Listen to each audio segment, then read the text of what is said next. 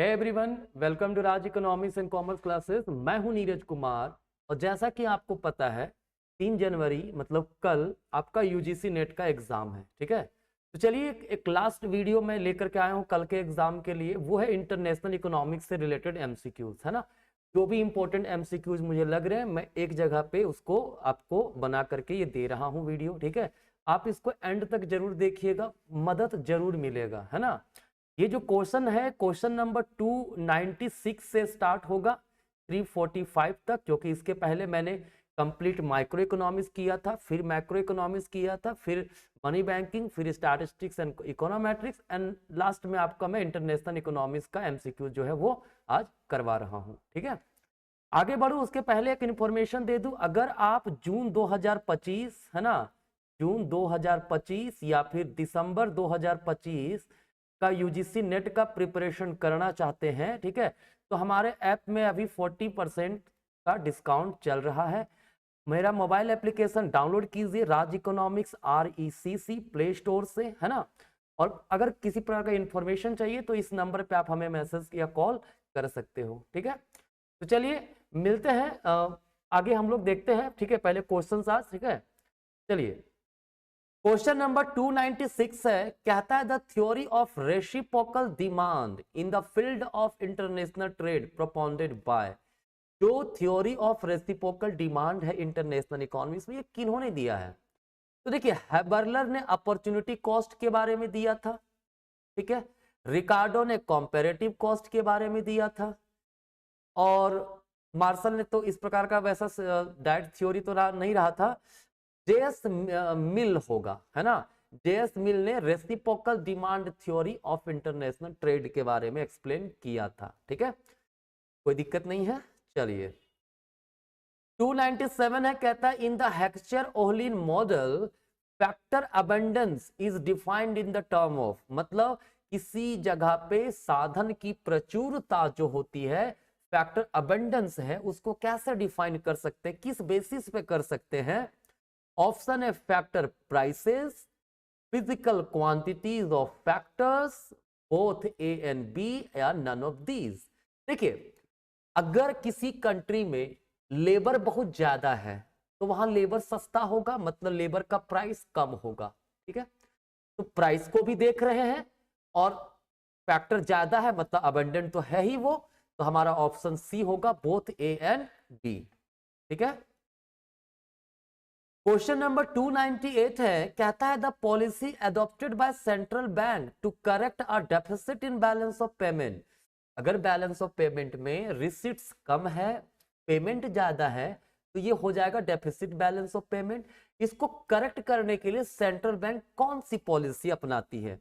Monetary policy, physical policy, revaluation, या फिर none of these. देखिए, फिजिकल पॉलिसी तो गवर्नमेंट करती है और डिवैल्यूएशन या रिवैल्यूएशन तो करती है सेंट्रल बैंक। ठीक है, और मॉनेटरी पॉलिसी भी करती है कौन? Central bank, right. तो हमारा आंसर क्या होगा? क्योंकि डेफिसिट को सुधारना है ना, डेफिसिट को सुधारना है तो मॉनेटरी पॉलिसी आंसर होगा, क्योंकि रिवैल्यूएशन में डेफिसिट को नहीं सरप्लस को करेक्ट किया जा सकता है। अगर ऑप्शन डिवैल्यूएशन रहता तो वो भी हो जाता। ठीक है, 299 है, कहता है opportunity cost in international trade means, मतलब अंतरराष्ट्रीय व्यापार में अवसर लागत का क्या मतलब होता है? देखिए, अवसर मतलब अपॉर्चुनिटी कॉस्ट का मतलब सिंपली बोलते हैं ना, which has been given up, जिसको छोड़ दिया गया। ठीक है, तो इंटरनेशनल ट्रेड के टर्म में हम लोग लेंगे तो कहता है loss of money due to not availing the opportunity, नहीं, गलत है। The cost incurred in availing और कंटेनिंग अपॉर्चुनिटीज, नहीं, ये भी गलत है। How much of one commodity must be given up to get another, दो कमोडिटी है ना, एक कमोडिटी का कितनी मात्रा को त्याग करते हैं ताकि दूसरे वस्तु की एक मात्रा प्राप्त कर सके, तो हमारा आंसर यही ऑप्शन नंबर सी होगा। ठीक है, क्वेश्चन नंबर 300 कहता है डिवैल्यूएशन वर्क्स बेस्ट व्हेन, देखो डिवैल्यूएशन कब काम करेगा? Developing countries import demand in elastic, नहीं होगा। डिवैल्यूएशन काम कहां करेगा ऐसे समय में? नहीं। ठीक है, foreign demand for developing countries export elastic, बिल्कुल यही आंसर होगा। जैसे जो कमोडिटी हम विदेश में बेच रहे हैं, अगर वो इलास्टिक नेचर का हुआ ठीक है।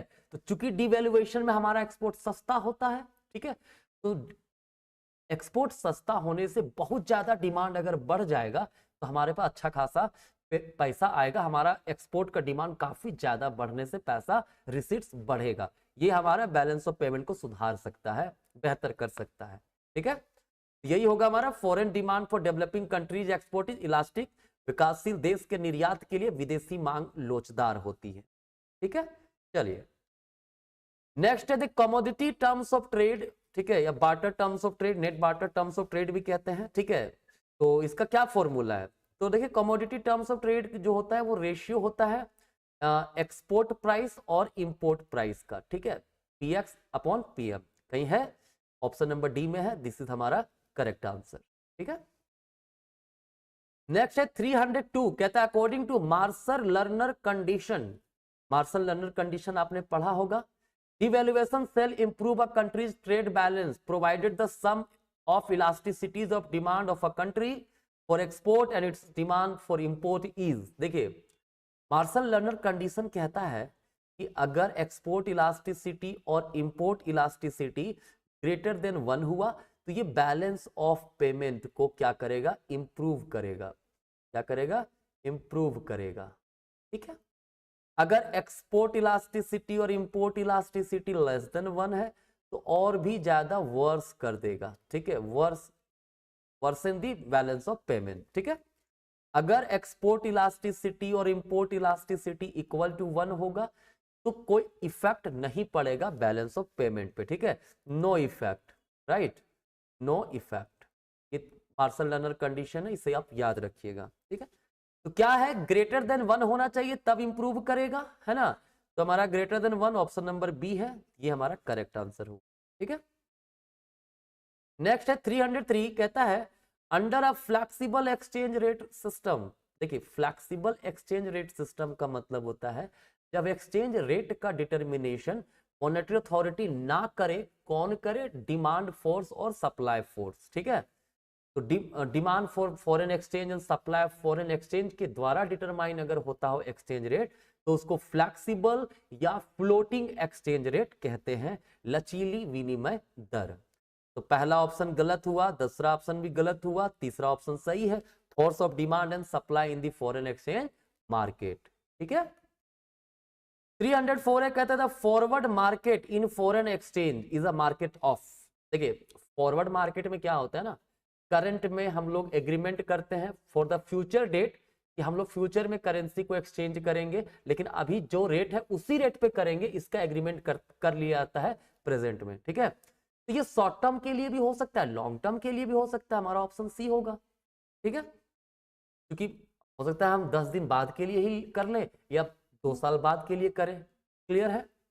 देखिए अब है consider the following statement regarding the argument for free trade, free trade के रिलेटेड कुछ आर्ग्यूमेंट है, कहता है free trade leads to maximisation of output income and employment, बिल्कुल सही है, फ्री ट्रेड होगा हर कोई फुल्ली कंपटीशन करेगा, ज्यादा से ज्यादा आउटपुट प्रोड्यूस करने की कोशिश करेगा क्योंकि पूरा वर्ल्ड उसके लिए मार्केट है, ठीक है, इनकम बढ़ेगा, एम्प्लॉयमेंट बढ़ेगा। फ्री ट्रेड प्रिवेंट्स मोनोपोली, बिल्कुल मोनोपोली को रोकता है, ठीक है ना, तो सही है।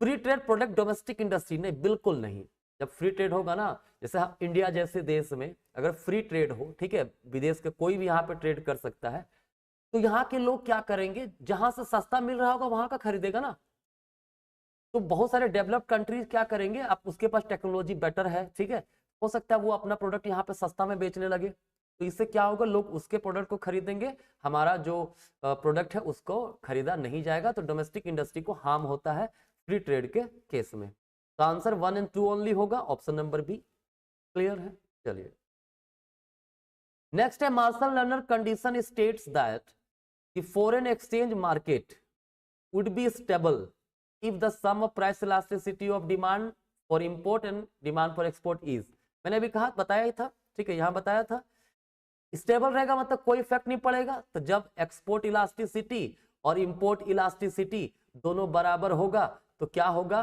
जो फॉरेन एक्सचेंज मार्केट है वो स्टेबल रहेगा, ठीक है, तो इक्वल टू 1 हमारा करेक्ट आंसर होगा। चलिए नेक्स्ट है 307 कहता है reason for collapse of Bretton Woods system. Bretton Woods system का खत्म होने का क्या कारण था?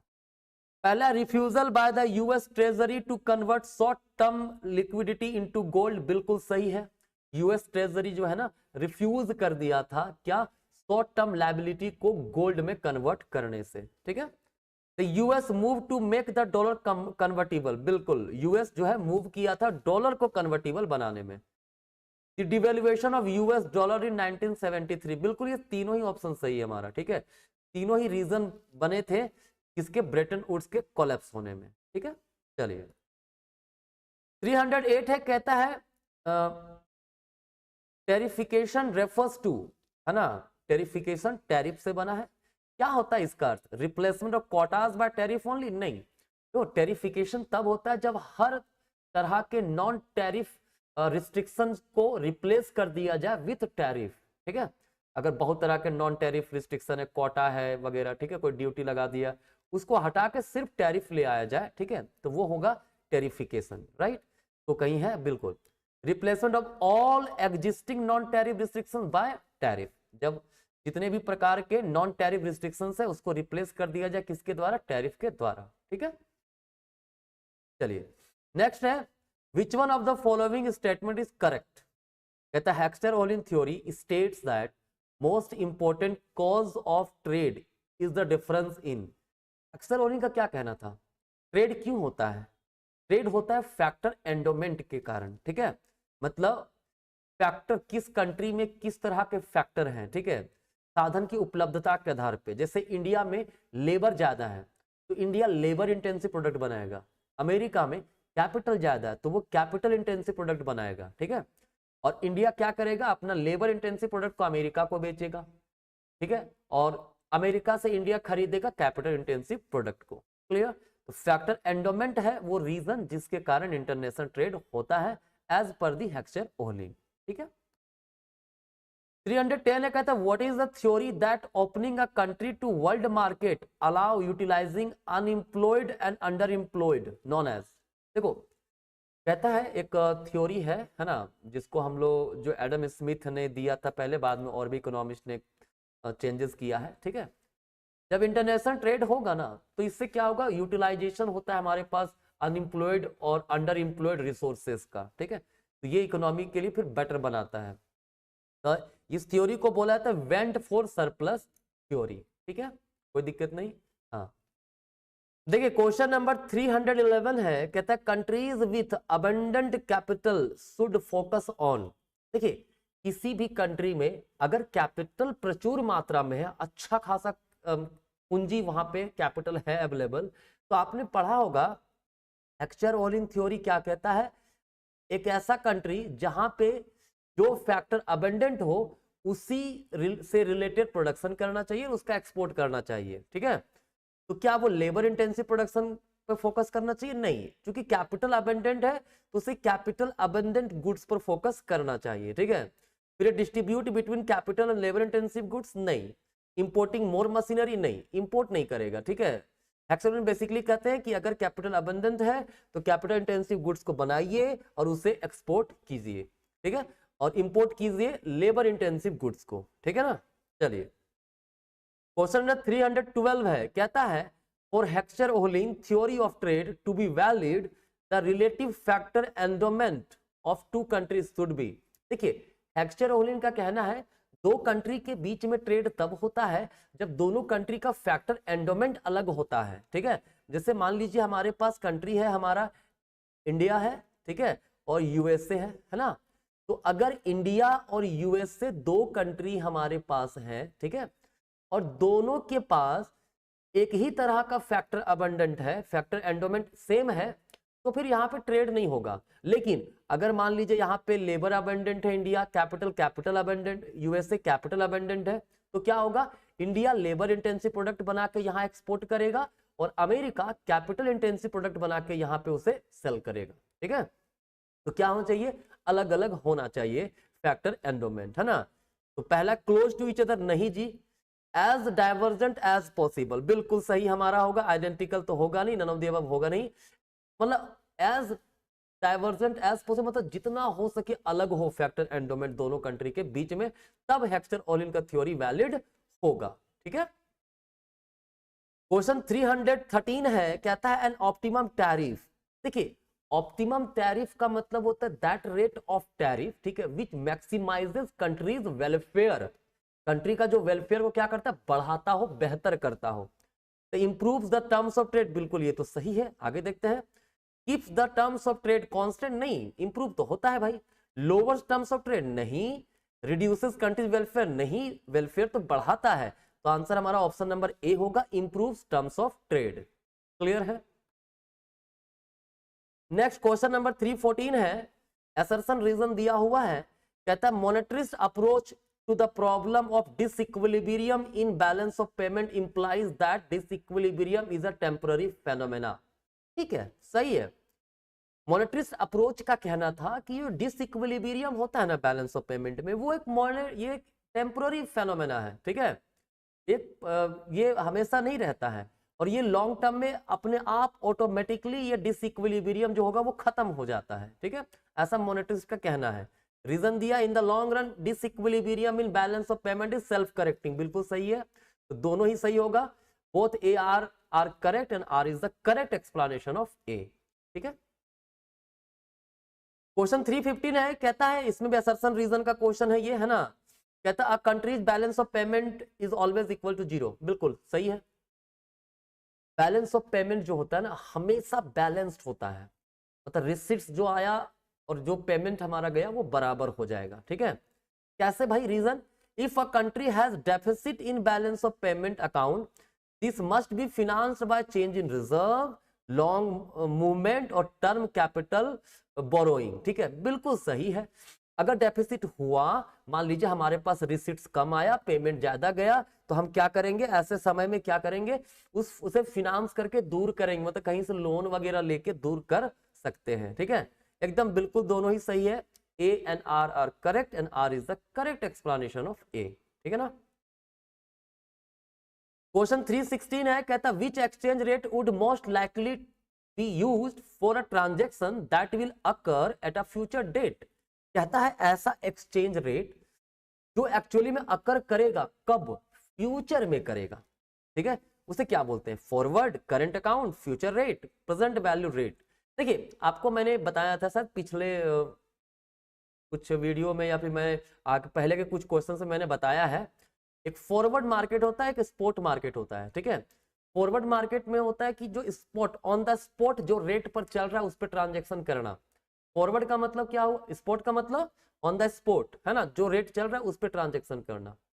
फॉरवर्ड क्या होता है, प्रेजेंट में agreement banana for the future transaction. ठीक है ना, तो जो रेट अभी प्रेजेंट में है उसी पर हम एग्री कर लिए फ्यूचर में ट्रांजेक्शन करने के लिए, वो होता है फॉरवर्ड। ठीक है, तो फॉरवर्ड ही हमारा आंसर होगा यहाँ पे, क्योंकि फ्यूचर रेट कुछ कोई नाम का कुछ चीज नहीं होता है यहाँ पे भाई। ठीक है, तो एक्सचेंज रेट में फॉरवर्ड रेट एक होता है, एक स्पॉट रेट होता है। ठीक है, 317 है, कहता है in the current international monetary system, अभी जो प्रेजेंट में मॉनेटरी सिस्टम चल रहा है, Indian rupees pegged to, Indian rupee किस में पेग्ड किया गया है, तो याद रखिएगा एसडीआर। ठीक है, अभी आईएमएफ में का जो यूनिट है, करेंसी यूनिट, वो एसडीआर कहलाता है। तो इंटरनेशनल मॉनेटरी सिस्टम जो है, वहां इंटरनेशनल मॉनेटरी फंड का सिस्टम है ये। ठीक है, वहां पर इंडियन रुपी जो है वो एसडीआर में पेग्ड होते हैं, कि मतलब इंडिया का जितना वहां पे रुपया है, ठीक है, उसको पेग कर दिया था एसडीआर वैल्यू से। ठीक है, तो एसडीआर क्या होता है, basket of some famous currencies है, लाइक डॉलर, यूरो, ये सब, है ना। तो ऑप्शन हमारा ऑप्शन नंबर डी होगा, A, basket of currencies. Question 318 है, कहता in a flexible exchange rate system an increase in domestic interest rate would lead to, कहता है डोमेस्टिक इंटरेस्ट रेट बढ़ गया, इससे क्या होगा, मतलब डोमेस्टिक इंटरेस्ट रेट बढ़ेगा, मतलब यहाँ के प्रोडक्ट महंगे होंगे। ठीक है, तो हमारा एक्सपोर्ट घट जाएगा। क्लियर है, क्या होगा, एक्सपोर्ट हमारा घटेगा और हम लोग इंपोर्ट ज्यादा करेंगे।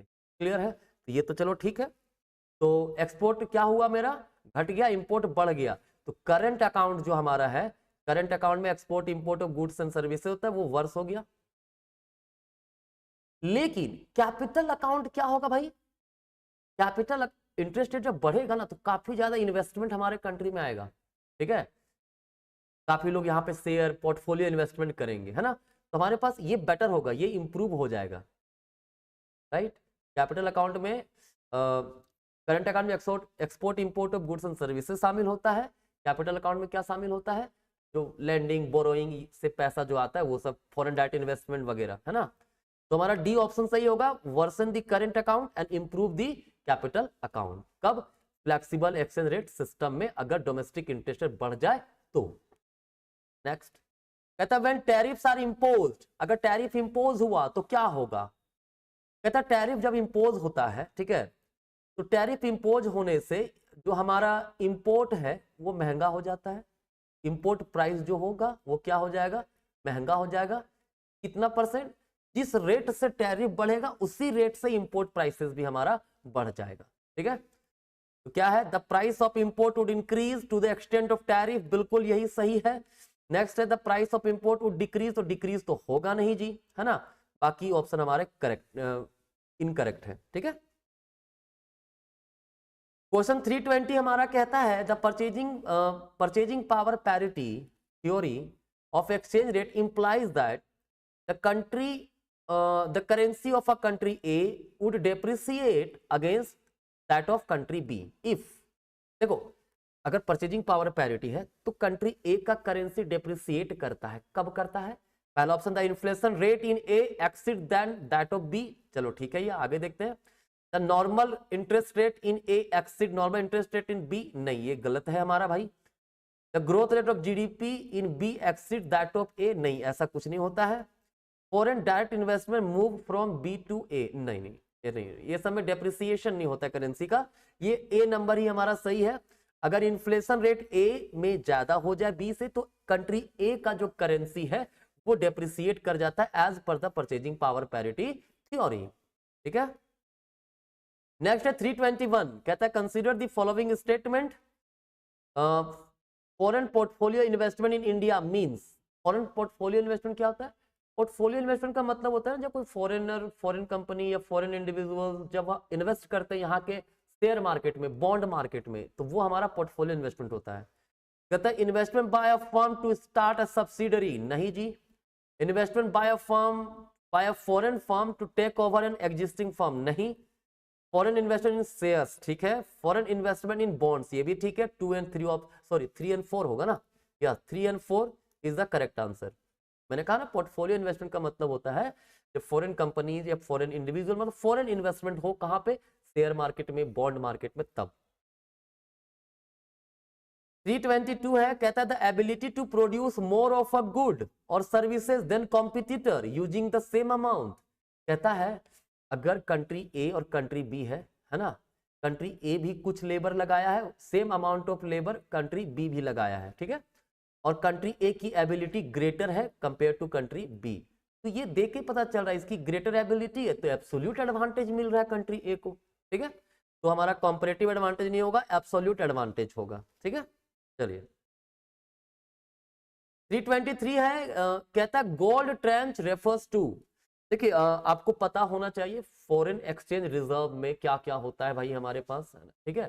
फॉरेन करेंसीज होते हैं, है ना, फॉरेन करेंसीज के अलावा गोल्ड होता है, इसमें एक टर्म आता है गोल्ड ट्रेंच भी, ठीक है। यही गोल्ड जो है ना, गोल्ड ट्रेंच, ये क्या है भाई, a credit system granted by IMF to the member countries, है ना।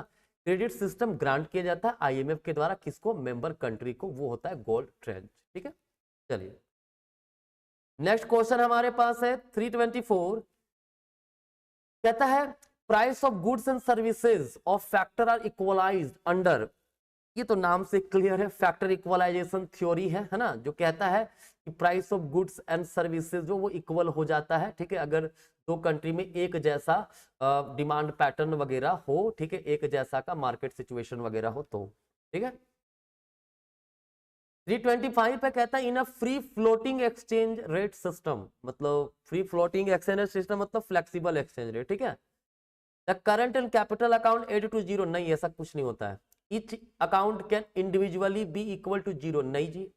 Exchange rate is determined by market force, हाँ बिल्कुल ऑप्शन नंबर सी हमारा सही है। फ्री फ्लोटिंग एक्सचेंज रेट में जो एक्सचेंज रेट का डिटर्मिनेशन होता है वो मार्केट फोर्स के द्वारा होता है। ठीक है, तो क्वेश्चन नंबर 326 है ना, 325 तो हो चुका है। क्वेश्चन नंबर 326 क्या है भाई? क्वेश्चन नंबर 326 कहता है according to the factor environment model of Heckscher and Ohlin, जो एचओ मॉडल हमारा इंटरनेशनल ट्रेड का है ना, Heckscher Ohlin model, countries heavily endowed with land will, एक ऐसा देश जहां पे लैंड काफी ज्यादा मात्रा में उपलब्ध है, ठीक है, वो क्या करेगा? Devote excessive amount of resources to agriculture production, ठीक है, क्या करे? जो अपना डिवोट करेगा एक्सेसिव अमाउंट जो है ना, मतलब कृषि उत्पादन के लिए अत्यधिक मात्रा में संसाधन को समर्पित कर देगा, ठीक है, उसके पास जो भी संसाधन है वो क्या करेगा? एग्रीकल्चर के प्रोडक्शन में लगा देगा, ठीक है। नेक्स्ट है devote insufficient amount of resources to agricultural production, मतलब कृषि उत्पादन के लिए संसाधनों की अपर्याप्त मात्रा, मतलब इनसफिशिएंट क्वांटिटी समर्पित करेगा, कहां पे? एग्रीकल्चर सेक्टर में। नेक्स्ट है export products that are land intensive, वैसे प्रोडक्ट को वो एक्सपोर्ट करेगा जो कि लैंड इंटेंसिव हो, या फिर import product that are land intensive, मतलब ऐसे प्रोडक्ट का इंपोर्ट करेगा जो लैंड इंटेंसिव हो, ठीक है। तो देखो एचओ थ्योरी का कहना क्या है? एचओ थ्योरी का कहना है अगर हमारे पास लैंड ज्यादा है, ठीक है, तो लैंड इंटेंसिव प्रोडक्ट का प्रोडक्शन करके उसे एक्सपोर्ट करेंगे। अगर लेबर ज्यादा है तो लेबर इंटेंसिव प्रोडक्ट का प्रोडक्शन करके उसका एक्सपोर्ट करेंगे। अगर हमारे पास कैपिटल ज्यादा है तो कैपिटल इंटेंसिव प्रोडक्ट का प्रोडक्शन करके उसको एक्सपोर्ट करेंगे। शॉर्ट में जो फैक्टर ज्यादा हमारे पास है उससे रिलेटेड प्रोडक्ट का प्रोडक्शन करेंगे और उसका हम लोग एक्सपोर्ट करेंगे, ठीक है। तो हमारा ऑप्शन आंसर नंबर सी होगा, ठीक है। कई बच्चे कंफ्यूज हो सकते हैं कि सर कि पहला ऑप्शन क्यों नहीं हो सकता है कि जो कृषि क्षेत्र है, लैंड, चूंकि लैंड पे कृषि होता है ना, तो कृषि क्षेत्र में अपने सारे रिसोर्सेज क्यों नहीं लगा दे? देखिए अगर आपके पास लैंड ज्यादा है तो हमें एचओ मॉडल के अकॉर्डिंगली आंसर देना है। एचओ मॉडल कहता है जो फैक्टर ज्यादा हमारे पास है, ठीक है, उसी से रिलेटेड प्रोडक्ट को बना के हम लोग एक्सपोर्ट करेंगे, ठीक है। चलिए 327 है, कहता है कंसीडर द फॉलोइंग स्टेटमेंट। क्या है भाई? The Bretton Wood conference led to establishment of IMF, IBRD, United Nations, which of the above is correct, ठीक है। देखिए अगर आपको पता होगा कि जब ब्रेटन वुड समिट हुआ था, ठीक है, तो दो इंटरनेशनल ऑर्गेनाइजेशन का एस्टैब्लिशमेंट हुआ था, ठीक है, जो कि था हमारा आईएमएफ और आईबीआरडी, यूनाइटेड नेशंस नहीं, ठीक है। तो ऑप्शन हमारा 1 और 2 केवल करेक्ट होगा, ठीक है। क्वेश्चन 328 है, कहता है Heckscher Ohlin theory explains comparative advantage as the result of differences in countries, है ना। हेक्सचर-ओहलिन थ्योरी जो एक्सप्लेन कर रहे हैं क्या कि जो कंपैरेटिव एडवांटेज मिलता है वो किस कारण से मिलता है? डिफरेंसेस, किसमें डिफरेंसेस? फैक्टर अबंडेंस में जो डिफरेंसेस होता है उसके कारण बेनिफिट मिलता है। मान लीजिए किसी देश में लेबर ज्यादा हो सकता है, ठीक है, और किसी देश में कैपिटल ज्यादा हो सकता है, ठीक है, तो इसके कारण कंपैरेटिव एडवांटेज मिलता है, राइट, और इंटरनेशनल ट्रेड होता है। तो क्या होगा? Economies of large scale production गलत है। Relative abundance of various resources बिल्कुल सही है।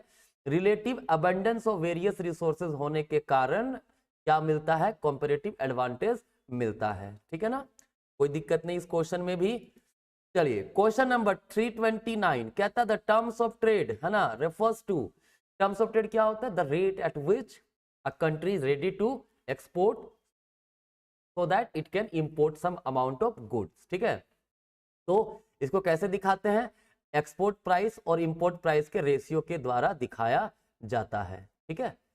यहाँ है the excess of import expenditure over, नहीं गलत है। ट्रेड एग्रीमेंट नहीं। The ratio between export price and import price, बिल्कुल option number C correct answer हमारा होगा, है ना। चलिए 330 है, कहता है a company in India has excess product that it does not want to sell into the Indian market because it will decrease domestic price, है ना। कहता है इंडिया में एक प्रोडक्ट का एक्सेस प्रोडक्शन हुआ है, ठीक है, वो अपने डोमेस्टिक मार्केट में बेचना नहीं चाहता है, क्योंकि अगर एक्सेस प्रोडक्शन को जो प्रोडक्ट है उसको इंडियन मार्केट में ही बेचेगा तो इंडिया में उसका जो डोमेस्टिक प्राइस है वो घट जाएगा। ये रीजन से वो क्या करता है, it will sell to another country at below the cost of production, तो वो दूसरे देश में बेचना चाहेगा below the cost of production से भी, ठीक है। ये सिचुएशन क्या कहलाता है, ये सिचुएशन होता है डंपिंग, ठीक है, डंप कर देना, क्या करना, अपने प्रोडक्ट को डंप कर देना अदर कंट्री में, ठीक है। चलिए नेक्स्ट है, कहता है when Leontief tested the production of Heckscher Ohlin in theory he found that 1947 the United States was exporting relatively labour intensive goods and importing capital intensive goods, ठीक है, this was called Leontief paradox, ठीक है, ठीक है। लियोनटिफ paradox में क्या कहा गया, देखा गया था कि यूनाइटेड स्टेट जो हमारा जो है, ठीक है, वो क्या था, एक कैपिटल इंटेंसिव कंट्री था, बट वो एक्सपोर्ट कर रहा था लेबर इंटेंसिव प्रोडक्ट को, है ना, वहां पे लेबर स्कार्स था, लेबर कम था, फिर भी वो लेबर इंटेंसिव प्रोडक्ट का एक्सपोर्ट कर रहा था, ठीक है, क्लियर है। यहाँ पे क्या बोला था, एक्सपोर्ट कर रहा है किस चीज को, लेबर इंटेंसिव को, जबकि वो कंट्री कैसा है, कैपिटल रिच कंट्री है, ठीक है, और इंपोर्ट कर रहा है किसको, कैपिटल इंटेंसिव प्रोडक्ट को, जो कि वो खुद बना सकता था लेकिन वो इंपोर्ट कर रहा था। ये लियोनटिफ पैराडॉक्स था। ये किसके अगेंस्ट में था, ये अगेंस्ट में था हेक्स्टर ओहलिन के थ्योरी में, ठीक है, मतलब कॉन्ट्राडिक्टरी आ गया। हेक्स्टर ओहलिन का थ्योरी बोला क्या था कि अगर कोई कंट्री लेबर अबंडेंट है तो वो लेबर इंटेंसिव प्रोडक्ट को एक्सपोर्ट करेगा, और कैपिटल अबंडेंट है तो कैपिटल इंटेंसिव कमोडिटी को वो एक्सपोर्ट करेगा, लेकिन यूएस में उल्टा हो रहा था, ठीक है। तो क्या है, justified the imposition of import tariff, नहीं ये तो नहीं है, contradicted the Heckscher Ohlin theory as United State was relatively labour abundant, नहीं, यूनाइटेड स्टेट कैपिटल अबेंडेंट था, ठीक है, तो उसका कॉन्ट्राडिक्शन में था। फिट द प्रोडक्शन ने फिट तो नहीं करता था, डी नंबर होगा, contradicted the Heckscher Ohlin theory as United State was relatively capital abundant, ठीक है, अमेरिका कैपिटल अबेंडेंट था लेकिन उसके बावजूद वो किस चीज को मतलब एक्सपोर्ट कर रहा था, लेबर इंटेंसिव को, ठीक है, जबकि करना चाहिए था कैपिटल इंटेंसिव गुड्स का एक्सपोर्ट करना चाहिए था, ठीक है। नेक्स्ट है असर्शन रीजन दिया हुआ है भाई, कहता था gain from trade are determined by terms of trade, ठीक है, सही है, जो ट्रेड से हमें गेन मिल रहा है वो डिसाइड होता है टर्म्स ऑफ ट्रेड से, ठीक है।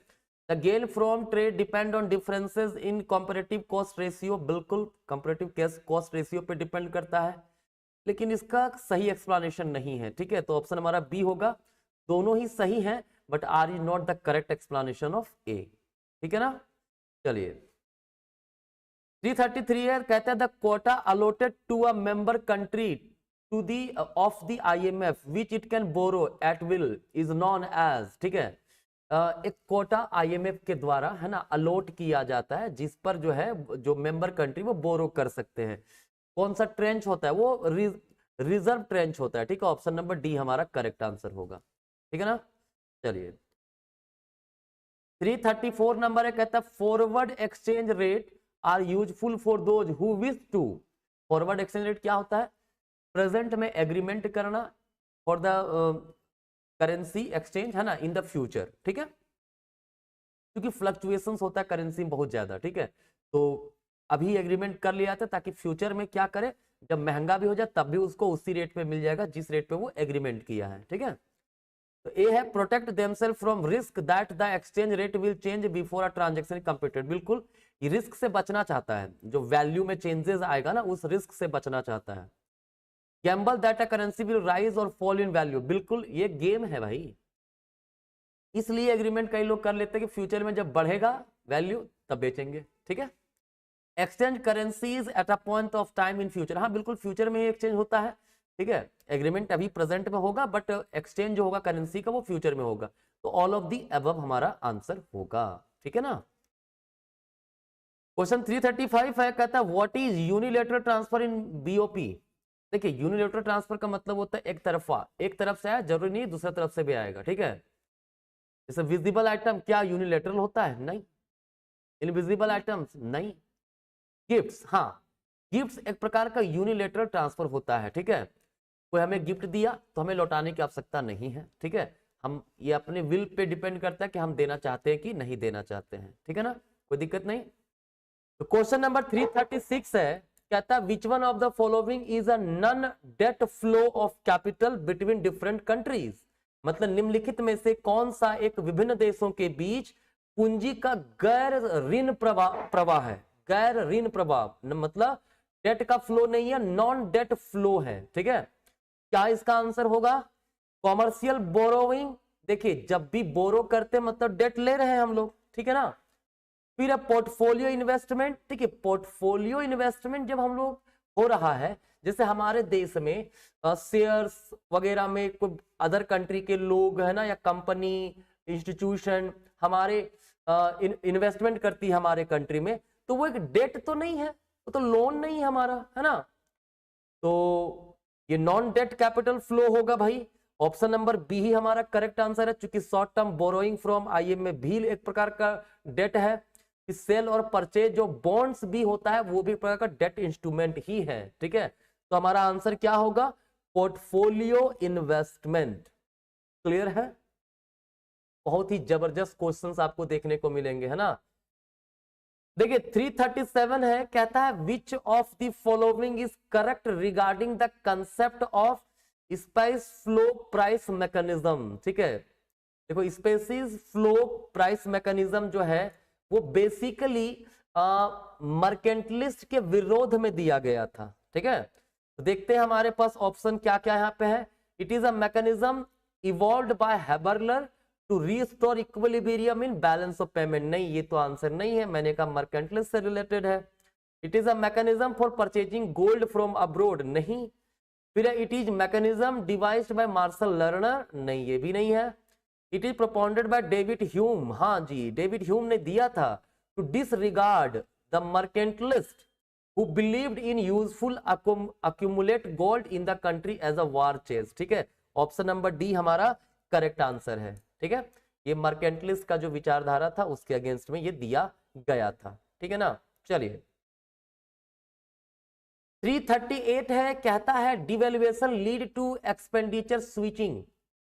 बिल्कुल सही है। जब डिवेल्युएशन होता है करेंसी का, जब करेंसी का वैल्यू डिवेल्युएट होता है, ठीक है, तो क्या होता है इस केस में, जब भी करेंसी का डिवेल्युएशन होगा तो हमारा इंपोर्ट क्या होता है, महंगा हो जाता है, ठीक है। इंपोर्ट क्या होगा, कॉस्टली हो जाएगा।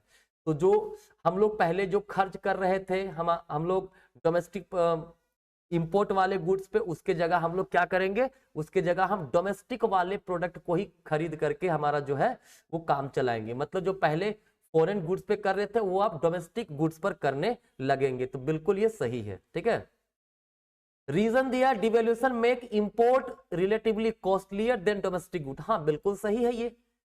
बट इसीलिए ये बहुत तो सही है, but R is not the correct explanation. क्यों करेक्ट एक्सप्लेनेशन नहीं है? क्योंकि सिंपल बोला है असर्शन में कि डिवेल्युएशन से क्या होता है, एक्सपेंडिचर स्विच होता है, फॉरेन से डोमेस्टिक गुड्स पे आते हैं, ठीक है। But devaluation make import relatively costlier then domestic good. अच्छा नहीं, सही है सही है सही है, हमारा दोनों सही है, करेक्ट एक्सप्लेनेशन है, ठीक है। क्योंकि इंपोर्ट हमारा महंगा हो गया तभी तो हम लोग डोमेस्टिक गुड्स की ओर मूव कर रहे हैं ना। तो ये सही है, असर्शन रीजन दोनों ही करेक्ट आंसर है। क्लियर है? चलिए नेक्स्ट कहता है which one of the following is the cause of the loss of welfare of a small country which imposes a tariff on it's imports. देखिए होता क्या है ना, जब टैरिफ लगाया जाता है, एक स्मॉल कंट्री जब टैरिफ लगाता है अपने इंपोर्ट पे, तो इससे क्या होता है भाई, इंपोर्ट महंगा होता है ना। तो जो हमारा पहले कंज्यूमर सरप्लस था, वो कंज्यूमर सरप्लस क्या हुआ, कम हो गया ना। जैसे पहले मान लीजिए हमारा विलिंगनेस टू पे था 5 रुपया, मिल रहा था 10 रुपये में सामान, ठीक है। मतलब विलिंगनेस टू पे हमारा था 10, लेकिन हमको मिल रहा था 5 में ही, ठीक है। तो 5 रुपया हमारा सरप्लस था।